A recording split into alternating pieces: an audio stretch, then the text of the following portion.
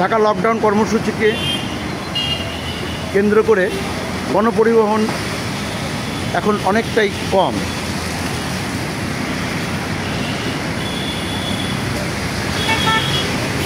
কার্যক্রম নিষিদ্ধ আওয়ামী লীগের ঢাকা লকডাউন কর্মসূচির দিনে আজ বৃহস্পতিবার গণপরিবহন চালু রাখার সিদ্ধান্ত নিয়েছে বাংলাদেশ সড়ক পরিবহন মালিক সমিতি।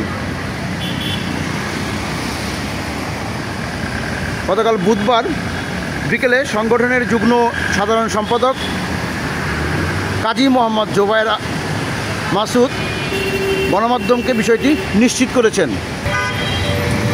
ট্রাফিক পুলিশও কাজ করছে আনন্দে, নেই কোনো দায়বদ্ধতা, নেই কোনো কাজের ভার। আমরা দেখতে পাচ্ছি যে ট্রাফিক পুলিশ আসলে যে ভূমিকাটা পালন করার কথা ছিল সেটা এখনও দেখতে পাচ্ছি না। আমরা দেখতে পাচ্ছি যে গাড়ি তাদের নির্বিঘ্নেই চলাচল করছে, কোথাও কোনো বাধার সৃষ্টি হচ্ছে না।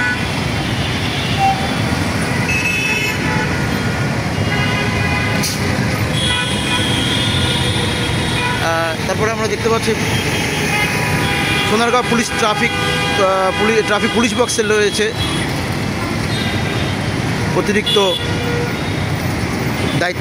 অতিরিক্ত নিরাপত্তার দায়িত্বে নিয়োজিত রয়েছে আইনশৃঙ্খলা বাহিনীর সদস্যরা।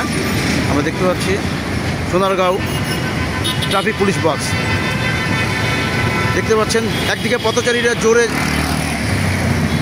পার হচ্ছে, আরেকদিকে গাড়ি তাদের গতিও বাড়িয়ে দিয়ে তারাও পারাপার হচ্ছে, ঝুঁকি নিয়ে পার হচ্ছে পথচারীরা।